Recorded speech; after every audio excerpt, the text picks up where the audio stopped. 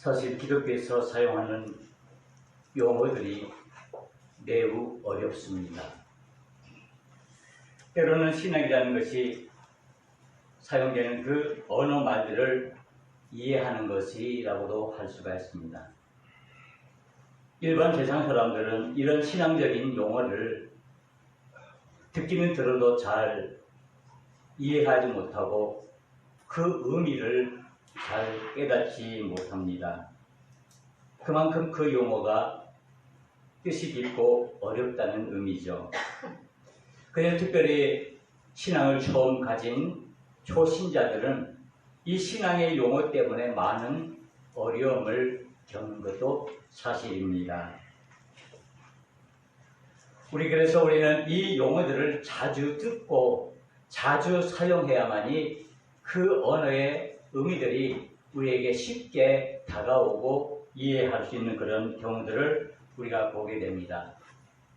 우리가 흔히 사용하는 단어들이 많이 있죠.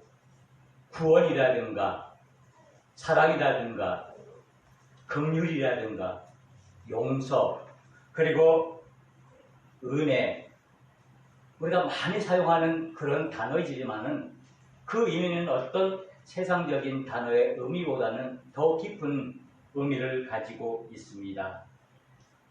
그 중에 하나 어려운 용어가 하나 있는데 그것이 섭리라는 용어입니다.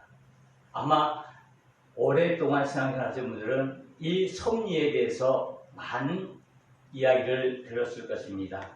그런데 그 섭리에 대해서 우리가 쉽게 설명하거나 이것을 표현하기는 그리 쉽지가 않습니다. 그래서 그리스도인들은 이 섭리를 이야기할 때 항상 하나님의 섭리라는 말을 사용합니다. 일반적으로는 보통 이 단어를 사용하지 않죠. 일반 사람들은 이 섭리라는 의미를 잘 알지도 못하고 이 섭리라는 말을 잘 사용하지 않습니다. 보통 쓰는 경우는 자연의 섭리 요 정도로 이렇게 사용을 합니다. 그래서 이 섭리라는 말은 쉽게 설명하기도 만만치 않고 또 그 섭리라는 내용을 전체적으로 우리가 이해하기도 굉장히 어렵습니다.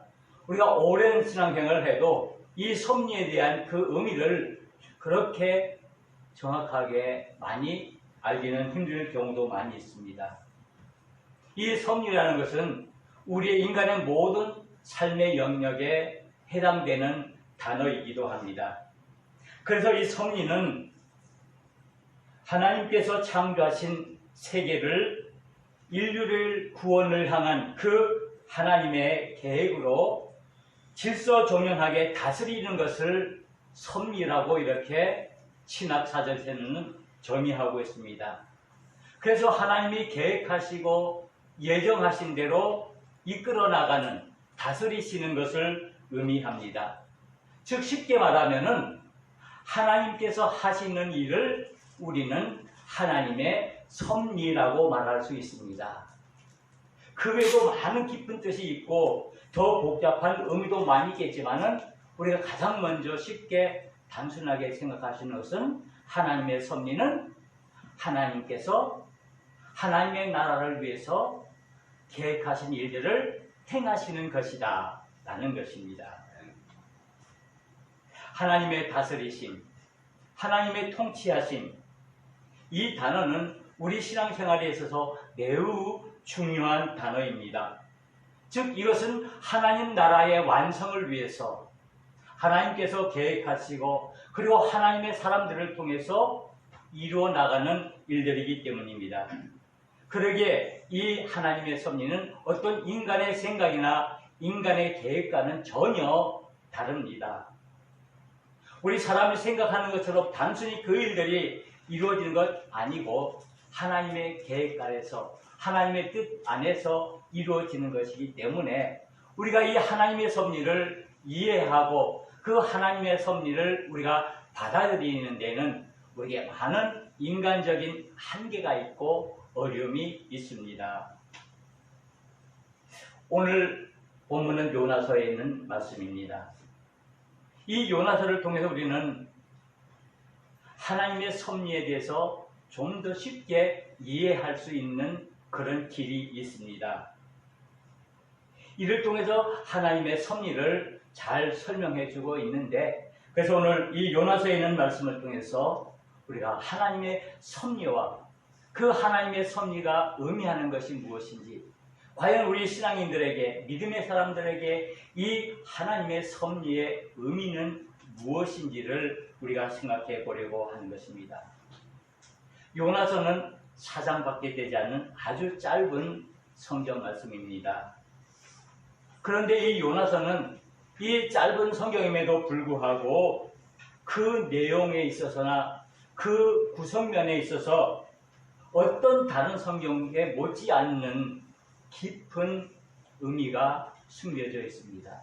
왜냐하면 거기서 하나님의 섭리라는 그 너무나 커다란 그 주제를 논하고 있기 때문입니다.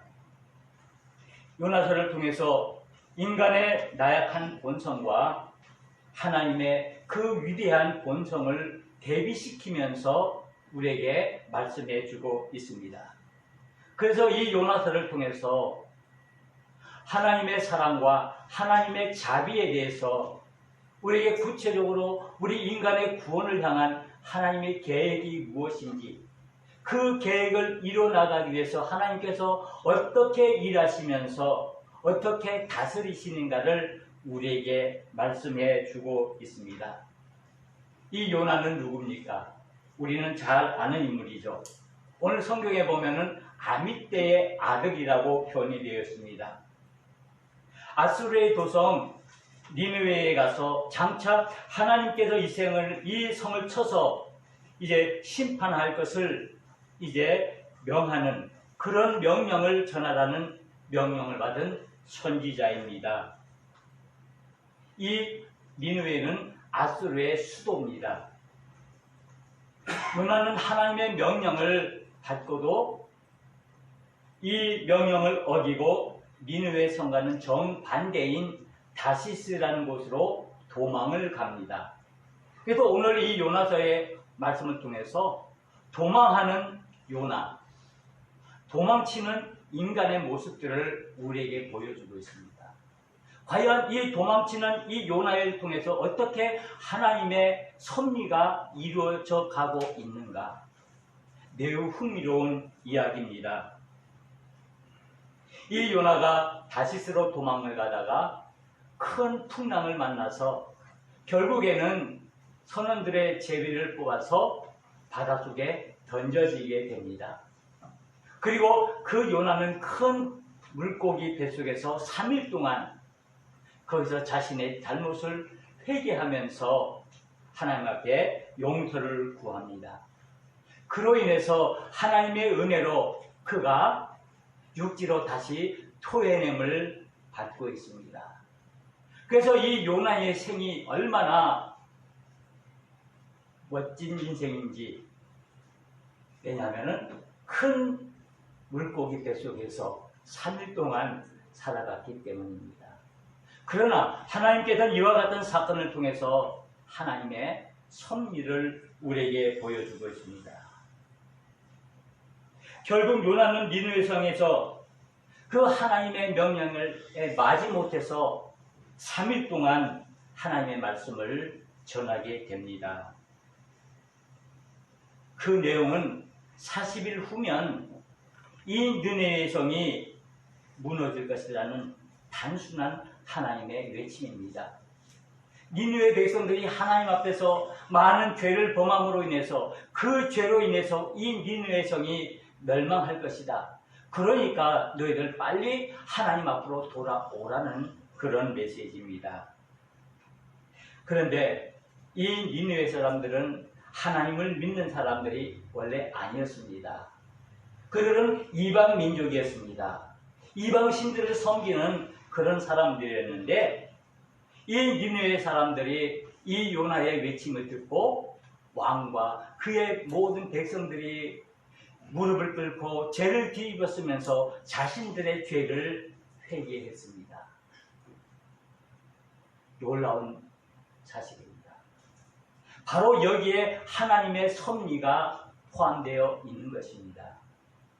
이 요나서의 말씀이 신약에 와서는 예수님께서 십자가에서 죽으시는 그 3일간의 그 기적과 그것을 연관시키는 그런 부분이 있습니다. 하나님의 역사심이 이 요나를 통해서 나타났고 또 니느웨의 백성들에게도 이 하나님의 역사가 나타나는 것을 이 요나서를 통해서 보여주고 있습니다. 그런데 오늘 이 요나서 우리 함께 읽은 이 요나서 4장에 있는 말씀은 이 요나가 니느웨 성에 가서 그 하나님의 명령을 외치고 난 후에 그는 그 동편으로 가서 그 니느웨 성 옆에 초막을 지어서 거기에 앉아서 그 니느웨 성을 바라보는 것입니다. 왜냐하면 하나님께서 나를 통해서 이방 백성인 니느웨에게 하나님의 심판을 전하라고 해서 내가 전했는데 과연 그 말을 들은 니느웨 백성들이 회개하고 이제 하나님 앞에 돌아왔는데 과연 하나님의 말씀대로 그대로 이루어지는가 그것을 보기 위해서 오늘 성경에 보면은 그것을 관망하기 위해서 그 초막을 짓고 거기에서 앉아서 니느웨 성을 바라보고 있다라고 기록하고 있습니다. 날씨는 무척 더웠습니다. 아마 요즘 우리 제주도에 폭염주의보가 돼서 매우 덥습니다. 장마가 끝나고 아마 이제 무더위가 계속될 텐데 이와 같은 이보다 더 뜨거운 아마 날씨였겠죠. 그런 뜨거운 가운데서 이 요나가 그 초막에 앉아서 그 니느웨 성을 바라보려니까 머리가 뜨겁고 정말 미칠 것 같았습니다. 그래서 오늘 포럼에 보면은 그의 마음이 괴로웠다라고 말씀했습니다. 더위로 인해서 그 햇빛 때문에 그의 마음이 괴로운 겁니다. 그래서 그가 말하는 것은 내가 차라리 사는 것보다 죽는 것이 더 낫습니다 라고 얘기를 합니다. 그때 하나님께서는 이 요나의 불평을 들으시고 거기에 박넝쿨을 자라게 하셔서 그것으로 그늘을 만들어 줍니다. 그래서 그나마 그 무더위 속에서 그 박넝쿨이 덮여져서 그늘이 생겨서 그 요나가 거기에 앉아서 이제 니느웨 성을 바라봅니다. 이튿날입니다. 하나님께서 벌레를 보내서 그 박넝쿨을 다 갉아먹게 하셔서 그 박넝쿨이 그만 시들어버리고 다 말라 죽었습니다. 또 거기서 요나가 거기 앉아서 니느웨 성을 바라보려니까 너무나 뜨겁고 마음이 힘들어서 또 하나님께 불평합니다. 내가 더워서 일을 어떻게 하겠습니까? 내가 사는 것보다 죽는 것이 더 낫습니다. 하나님께서 말씀하십니다.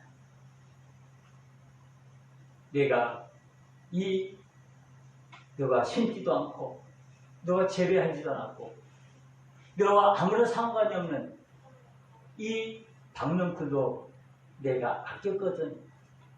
내가 아꼈거든. 지금 저 니느웨 성에 있는 12만 명이 되는 많은 수많은 그 백성들과 거기 많은 가축들이 다 죄로 인해서 죽게 됐는데 내가 그것을 보고 내 마음이 어떻게 했느냐? 내 마음이 어떻게 했느냐라고 하나님이 말씀합니다. 그래서 11절에 있는 말씀 보면은 하물며 이 큰 성읍 니느웨는 좌우를 분별하지 못하는 자가 12만 명이요 가축도 많이 있나니 내가 어찌 아끼지 아니하겠느냐 하시. 너는 그 미물에 금방 자라다가 금방 시들어버리는 그 박넝쿨도 아끼면서 누가 불평하고 원망하는데 내가 저 멸망당할 저 니느웨 백성들 보고 내 마음은 어떻겠느냐? 내가 그들을 아끼지 않겠느냐라는 것입니다. 어찌 합당하냐라는 것입니다. 하나님의 질문으로 오늘 말씀을 맺습니다. 내가 어찌 아끼지 아니하겠느냐? 하나님의 구원은 하나님의 택한 백성들을 향한 하나님의 은혜입니다. 하나님께서 택하신 사람들을 구원하시기 위해서, 하나님께서 택하신 그 백성들을 구원하시기 위해서 하나님께서는 구원의 계획을 세우시고 그 역사를 이뤄나가기 위해서 그 섭리를 행하십니다. 그런데 일반적으로 그 당시 이 요나 시대의 생각에는 이 니느웨의 성은 이방 민족이기 때문에 그들은 우리와 상관이 없고 구원과 상관이 없지 마땅히 심판받아야 할 사람들로 여겼습니다. 그래서 요나가 불평했던 것은 하나님을 모르는 이방 민족에 가서 그들을 구원한다는 것, 그 우리의 적인데, 우리의 원수인데, 우리가 그들을 구원하고 그들을 살려두면 그들이 언젠가 우리를 침략하고 우리를 잡아먹을 텐데 우리가 왜 그들에게 가서 구원을 외쳐야 됩니까?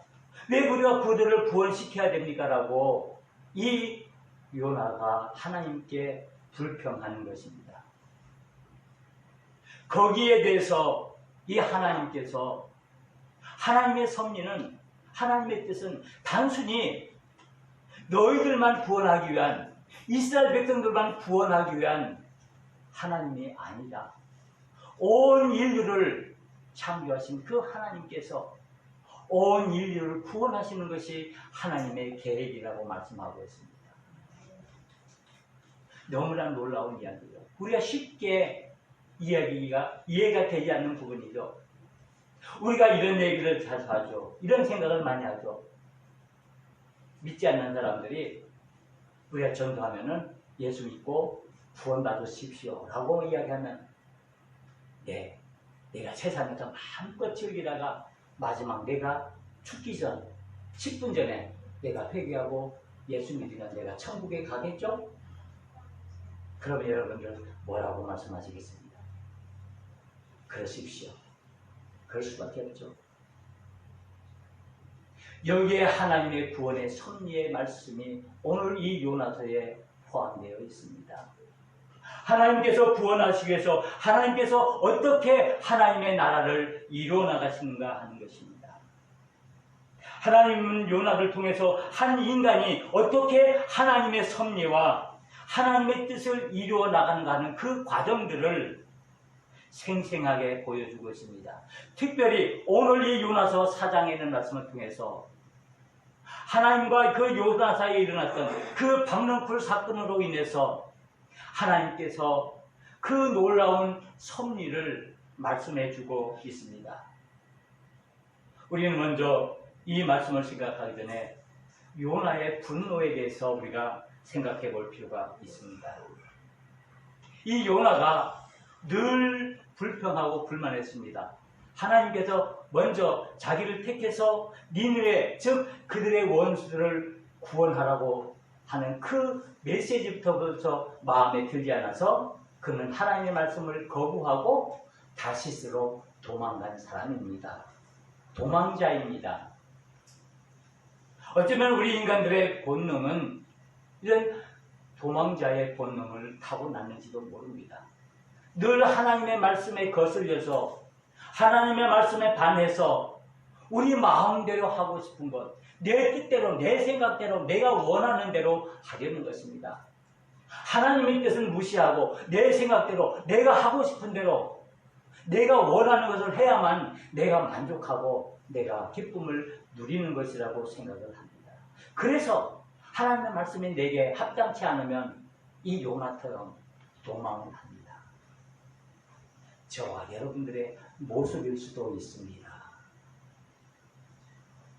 하나님의 말씀에 거부해서 도망가던 그 요나가 결국에는 하나님의 그 능력에 의해서 붙들림을 받고 결국에는 니느웨 성을 구원하는 메시지를 전하지만은 그러나 여전히 그의 마음속에는 그 니느웨를 향한 분노와 어쩌면 더 나아가서 그 하나님에 대한 그 분노가 그의 마음속에 가득 차 있었습니다. 그래서 모든 것이 불평불만입니다. 니느웨 백성들이 회개하는 것도 마음에 안 들고 하나님께서 그들을 구원하시기 위해서 용서해 주는 것도 마음에 안 들고 박넝쿨을 주었다고 그것을 시들어버리게 하는 그 하나님의 그 모습도 마음에 들지 않은 겁니다. 그래서 니느웨에겐 그 적대한 마음이 그 요나의 마음속에 분노의 감정으로 쌓였습니다. 우리 사람들이 마음에 분노를 갖는 것, 화를 갖는 것은 어쩌면은 본능적인 것이라고 할 수가 있습니다. 우리가 옳지 못한 것, 우리가 불의한 것, 내가 원하지 않는 일을 내가 당하거나 겪게 되면 우리는 먼저 가장 하는 행동이 뭡니까? 화를 내고 분노를 합니다. 그래서 우리 모두는 이 분노를 가지고 살아갑니다. 하루에도 수십 번 우리 마음속에 분노가 쌓이고 화가 쌓입니다. 특별히 우리 한국 사람들이 이 화를 많이 갖고 있죠. 그래서 다른 나라에는 이 병이 없는데 우리나라에만 있는 병이 뭐죠? 네, 화 때문에. 화로 인해서 생기는 병. 분노. 우리 마음속에 분노가 생겨요. 그래서 우리 사회가 점점 어려워지고 우리의 삶이 점점 힘들어지는 이유는 우리 자신들이 이 화를 극복하지 못하고 이 분노를 감당하지 못하기 때문에 그 분노가 치밀어서 그것이 밖으로 표출돼서 그것으로 인해서 나 자신에게 문제가 있을 뿐 아니라 우리 인간관계에도 많은 문제가 있음을 우리가 알 수 있습니다. 우리 자신이나 우리 사회에 이 많은 분노들이 우리의 삶을 어렵게 합니다. 정말 심각한 상황에까지 이르게 합니다. 그래서 근래에 많이 이야기하는 그 장애 중 하나가 분노 조절 장애라는 것이 있습니다. 그것은 사람의 마음속에는 분노를 자기 스스로 자기가 절제하지 못해서 그 분노를 잠재우지 못해서 그로 인해서 돌발적인 예상치 못한 행동을 행함으로 인해서 일탈 활동하는 것을 의미합니다. 이 분노가 인간의 마음을 극한 상황으로 몰아갑니다. 성경에도 보면 이 분노에 대한 이야기가 많이 있습니다. 창세기 4장에 보면은 가인이 아벨, 자기 동생을 죽일 때 왜 죽였습니까? 그 살인의 원인은 결국에는 분노였습니다. 화를 참지 못해서 하나님께서 아벨의 제사는 받으시고 자신의 제사를 받지 않으시는 것에 대한 그 분노 때문에 결국에는 살인을 범하게 됐습니다. 모세를 잘 아시죠? 모세는 이스라엘의 가장 위대한 지도자입니다. 이스라엘 백성들을 출애굽시켜서 이스라엘 백성들을 가나안 땅으로 인도해낸 가장 위대한 지도자입니다. 그런데 이 모세가 가나안 땅에 들어갑니까? 못 들어갑니까? 못 들어가는 이유가 뭡니까? 분노 때문입니다. 이스라엘 백성들이 물을 가려고 원망하고 불평할 때 그 모세의 마음에 분노가 가득해서 하나님께서 많은 은혜를 주시는데 너 왜 너희들 이거 참지 못하고 그렇게 원망하고 불평하느냐? 그래서 그의 지팡이를 반석에 두 번 쳐, 한 번 쳐도 되고 두 번 쳐도 그 분노 때문에 두 번 쳤다는 것 그 자체가 중요한 것이 아니죠. 그의 마음속에 분노 때문에 결국에는 가나안 땅에 들어가지 못하고 그 가나안 땅을 바라보면서 쓸쓸하게 죽어가는 모습을 볼 수 있습니다.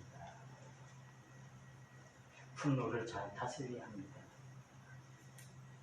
분노는 하나님의 뜻을 이루시게 못하는 하나의 커다란 적입니다. 우리는 그 분노를 극복할 수 있는 그 능력을 얻어야 하는데 이것을 신약에서 예수님께서 이 분노를 이기는 방법을 우리에게 가르쳐 주셨는데 그것이 우리에게 주신 긍휼의 마음이고 용서의 마음입니다.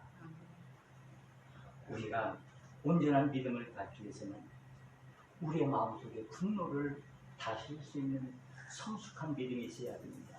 그래서 잠언 16장 32절에 노하기를 더디하는 자는 용사보다 낫고 자기의 마음을 다스리는 자는 성을 빼앗는 자보다 나으니라 말씀했습니다.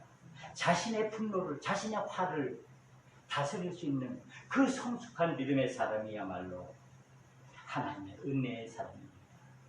왜 우리의 마음속에 분노가 일어납니까? 왜 우리 마음속에 화가 일어납니까? 하나님의 사랑이 없기 때문입니다. 하나님의 긍휼이 우리 마음속에 없기 때문에 나 자신에게도 화가 나고 그래서 상대방 바라보기만 해도 화가 나는 겁니다. 우리는 하나님의 마음으로 이 분노를 극복할 수 있는 포용의 마음을 가져야 합니다. 그런데 이 요나의 분노를 오늘 성경을 말하면서 반대로 하나님의 자비를 말씀하고 있습니다. 하나님의 보편적인 사랑을 말씀하고 있습니다. 요나는 이 사실을 깨닫지 못하고 그의 마음속에는 분노로 가득 차 있었습니다. 모든 것을 자기 뜻으로, 자기 생각으로, 자기 의지로 그 모든 것을 하려고 했기 때문에 그의 마음속에는 분노로 꽉 차 있는데, 그래서 그는 그의 영적인 시선을, 그의 눈을 하나님으로 돌리지 못하고 자신에게로만 보는 겁니다. 그의 눈을 하나님에게로 돌리고 하나님을 향해서 그 시선을 돌려야 그 하나님의 그 섭리를, 하나님의 뜻을 우리가 발견할 수 있는데, 이 요나는 그러지 못한 겁니다. 인간의 어리석음 때문이죠.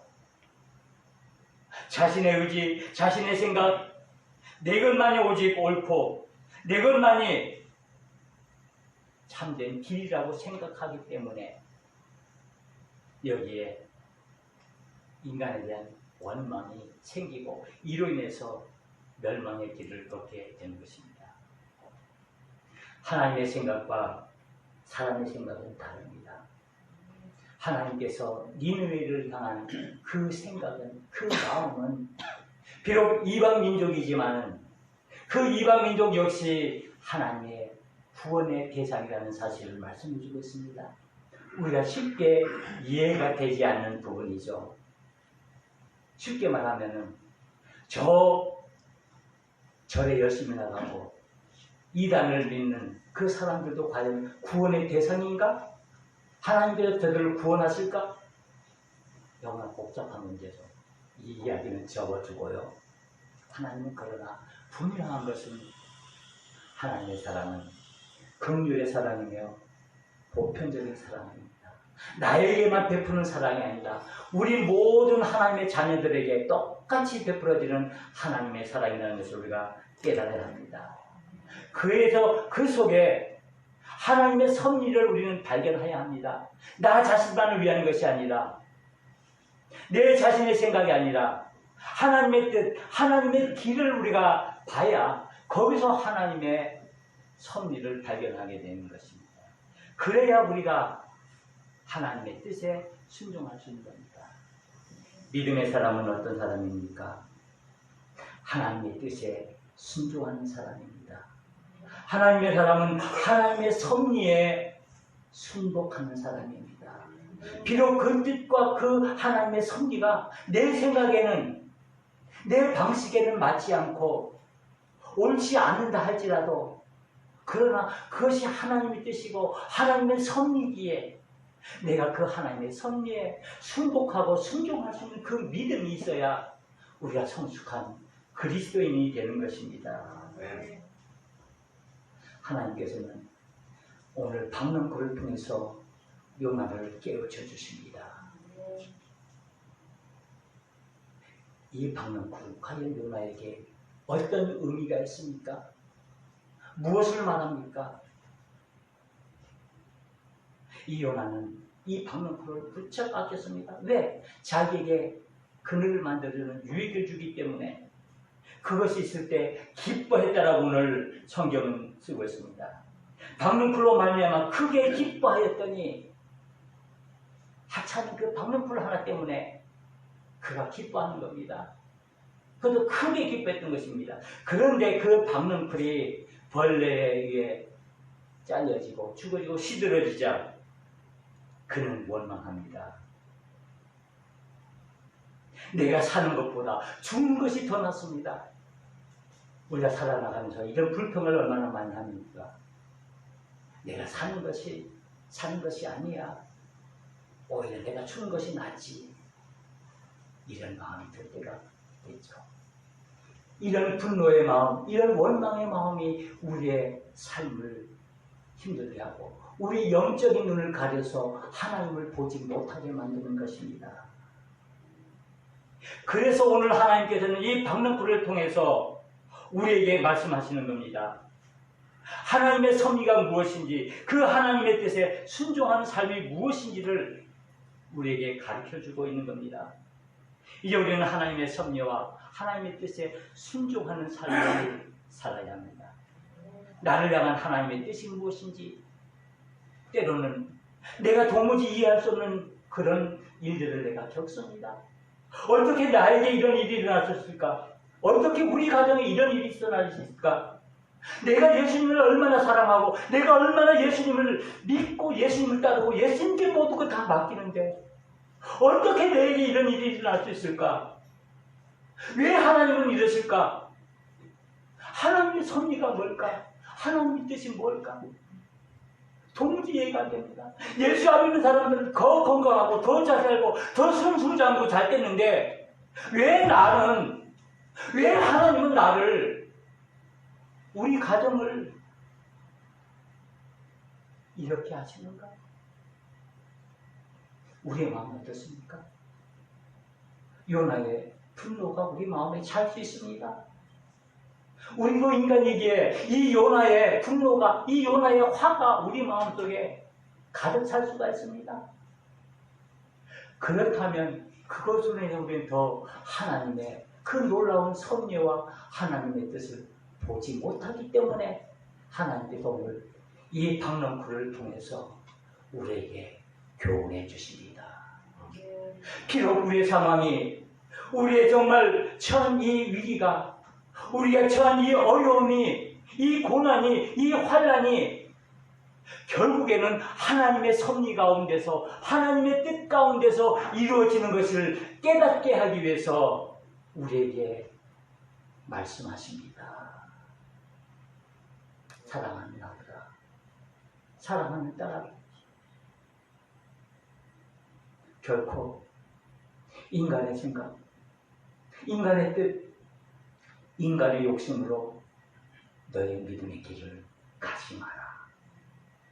비록 그 길이 험하고 어렵고 고난의 길이고 도무지 내가 이해할 수 없고 상상할 수 없는 일들이 있다 할지라도 이 속에, 그 속에 하나님의 섭리와 하나님의 뜻이 있음을 기억하라 말씀하십니다.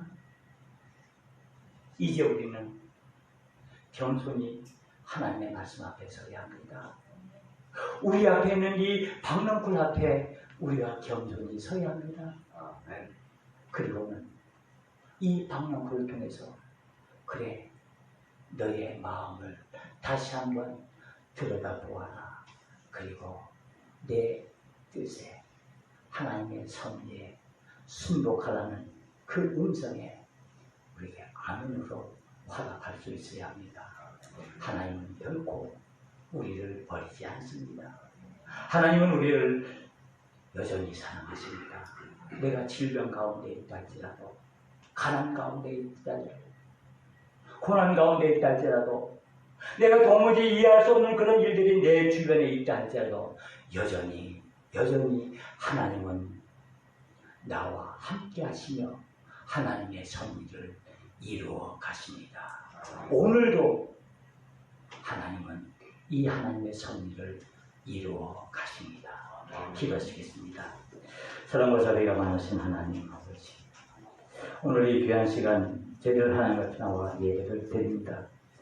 오늘 8월 첫 주를 맞이하면서 하나님의 은혜를 삼아서 나와 하나님의 말씀을 듣습니다. 요나의 박능쿨의 그 교훈을 통해서 다시 한번 우리의 믿음을 돌아보게 하심을 감사합니다. 우리가 비록 이해하지 못하는 그런